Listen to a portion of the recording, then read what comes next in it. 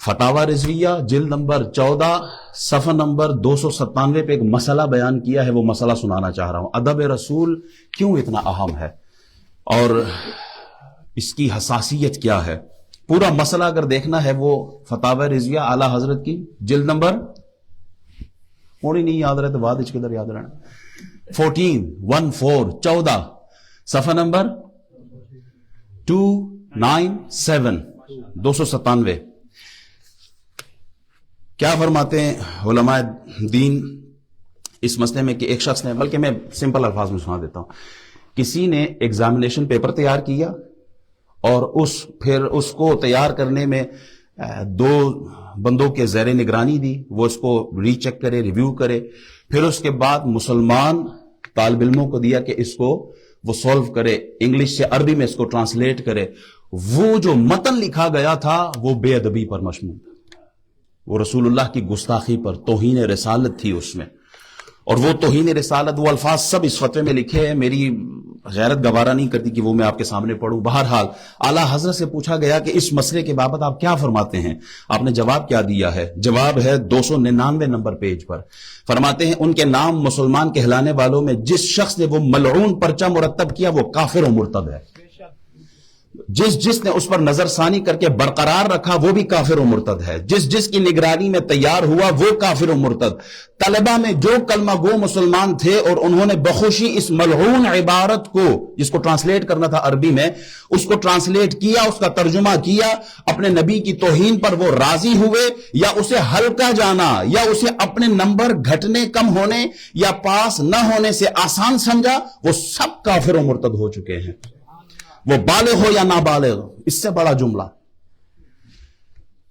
ان چاروں فریق میں ہر شخص سے مسلمانوں کو سلام کلام حرام۔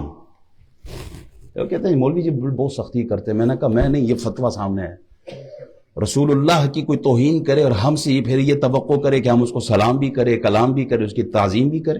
فرماتے ہیں میل جول حرام، نشست و برخاست حرام، بیمار پڑ جائے تو اس کی عیادت کو جانا حرام، مر جائے تو اس کے جنازے میں شرکت حرام، اسے غسل دینا حرام، کفن دینا حرام، اس پر نماز پڑھنا حرام، اس کی جنازہ اٹھانا حرام، اسے مسلمانوں کے قبرستان میں دفن کرنا حرام، مسلمانوں کی طرح اس کی قبر بنانا حرام، اسے مٹی دینا حرام، اس پر فاتحہ حرام، اسے کوئی ثواب پہنچانا حرام، بلکہ خود کفر قاطع اسلام۔ جب ان میں کوئی مر جائے، اس کے اعزاء قربا مسلمین اگر حکم شرع نہ مانے تو اس کی لاش دفع عفونت کے لیے مردار کتے کی طرح بھنگی چماروں سے ڈھیلے میں اٹھوا کر کسی تنگ گھڑے میں ڈلوا کر اوپر آگ پتھر جو چاہیں پھینک پھینک کر پاٹ دے کہ اس کی بدبو سے ایذا نہ ہو۔ یہ احکام ان سب کے لیے عام ہے جو ان میں نکاح کیے ہوئے ہیں، ان سب کی عورتیں ان کے نکاحوں سے نکل گئی۔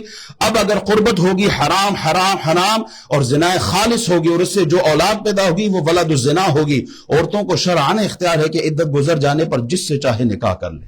نعرہ تکبیر، نعرہ رسالت، نعرہ تحقیق، نعرہ حیدری، خلاف الرسول، محافظ ناموس رسالت اعلی حضرت امام اہل سنت، زندہ آباد زندہ آباد زندہ آباد۔ عاشقان مصطفیٰ، یہ فتویٰ ان سب کے لیے ہے جو ناموس رسالت میں ہلکے جملے بولتے ہیں، حضور کی شان گھٹاتے ہیں، حضور کی شان میں بکواس کرتے ہیں۔ یہ فتویٰ میرا نہیں، یہ فتویٰ امام احمد رضا کا فتویٰ ہے، میں نے آپ کے سامنے پڑھا ہے۔ ہمارے ہاں سب کیا جی، سب جائز ہے، سلام دعا ہے، دوستی ہے، جنازے بھی جائز، سب کچھ جائز۔ ایسی حالت میں جنازہ پڑھنا حرام ہے۔ احتیاط کریں اس مسئلے پر، اس مسئلے میں بہت احتیاط۔ ایمان کا تقاضا یہی ہے کہ جب ایسی گستاخی ثابت ہو تو اس کے لیے دعا بھی نہیں ہے، اس کے لیے جنازہ بھی، اور یہ میں نہیں کہہ رہا، یہ کون کہہ رہا ہے؟ نہیں ابھی نہیں بولنا آپ لوگوں نے۔ یہ فتویٰ کس کا ہے؟ کون سے جلد میں ہے؟